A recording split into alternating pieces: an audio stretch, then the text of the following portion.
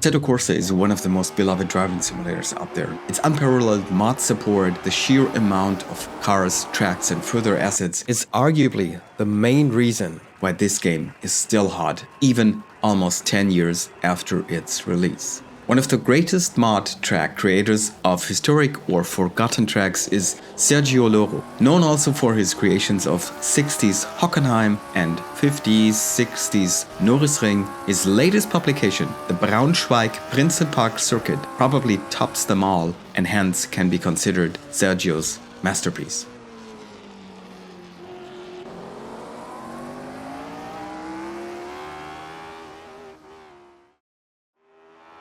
Thanks to OverTake lead editor Yannik Haustein, who provided the idea, as well as tons of historic and contemporary info and data. The recreation of this forgotten post-war street circuit hardly leaves anything to be desired with regards to historicity and level of detail. Heck, you can even select the bumpiness of the surface, as the track comes with 5 different road meshes. But before we now venture a bit deeper into the genesis of this almost forgotten track in Braunschweig, let's hear from the man himself as Yannik verbally guides us through a lap on the Prinzenpark Circuit. So, welcome to Braunschweig's Prinzenpark as we speed down the main straight on Herzogin Elisabethstraße, the longest straight on the circuit. First braking zone pretty straightforward, and a 90-degree left-hander awaits as we turn onto what is now known as Georg Westermann Allee, formerly Riddagshäuser Weg. Another straight with another relatively straightforward braking zone right here by the Polizeistadion to the left. Getting quite bumpy now and slightly uphill as well, one of the few places with elevation changes as the streets rise for the bridge across the train tracks you can see to the right. Another left-hander coming up, but a little bit quicker. Treacherous bump on the inside, especially with the tram tracks being there. And we are now on Ebert Allee, heading towards the entry to the park proper. Kind of treacherous here, a little bit misleading, slower than it looks. Also 2 very treacherous curves on the inside there as we're now in the Prinzenpark, past the Freie Turner Stadion to the right. The most tricky braking zone coming up here, slight right and then into a left. Then we are speeding out of the park again past the church and onto the cobblestones. Very, very low grip here, so tricky to get that right as well. Turning left onto Jasper Allee, which is now divided nowadays, just like the part coming up.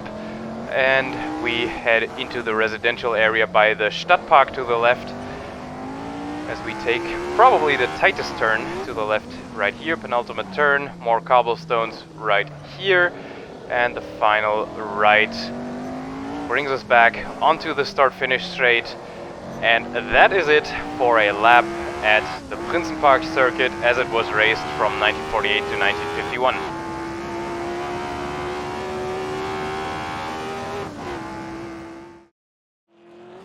The Prinzenpark Circuit most prominently hosted motorcycle races. Laid out on public roads in and surrounding the Prinzenpark, the 3.8 kilometers long circuit had a rather simplistic layout, at least by today's standards.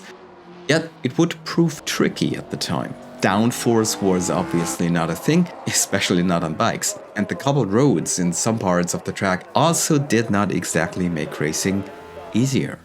In addition to bikes, the Prinzenpark Circuit hosted Formula 3 races as well as 4 small sports cars. The track was shortened for the 1951 edition as the fast right-hander leading out of the park was the site of a crash that saw a sidecar motorcycle veer into the crowd.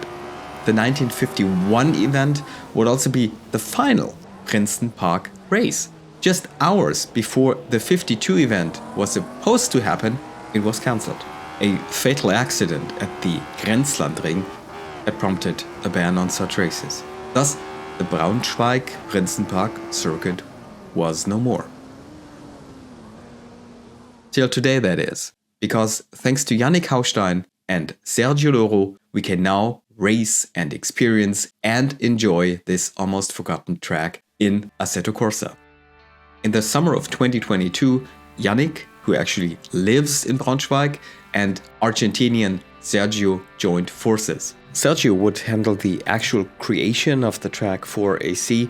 Yannik would assist him with research, both on-site and online. Luckily for them, the area had not really changed much since the late 1940s with regards to buildings, with all the roads still in place. Also, historical maps were easily accessible online according to Yannik. This helped them determine details such as the now defunct tram lines that the track used to cross and which also feel fantastic when riding over them. And there was also a man called Eckhard Schimpf, a journalist and former racing driver himself who also wrote a book on the Prinzenpark races. Schimpf was also the man responsible for the motorsports activities of none other than Jägermeister from 1972 to 2000. Additionally, Schimpf had first-hand experience as he saw the actual Prinzenpark Rennen on site as a boy. As Yannik says, Schimpf's input helped them immensely with things like track surface and getting a feel for the general atmosphere of the track. According to Sergio, the longest process in building the virtual track was the buildings. In its final version, Prinzenpark now features more than 70 unique buildings, including the former garrison church, which now lines the corner exiting the park. And man, do they make and add up to the experience. Actually, it is only because of them that we think we are in a city and have this slightly claustrophobic feel of narrowness almost everywhere.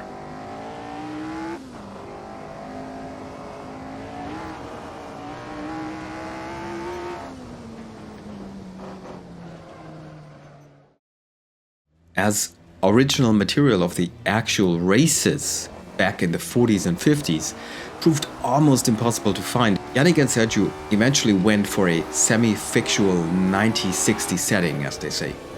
As accurate as possible to the original, but with spectators, trackside vehicles, and other objects looking a bit different than they may have looked like in the late 40s or early 50s.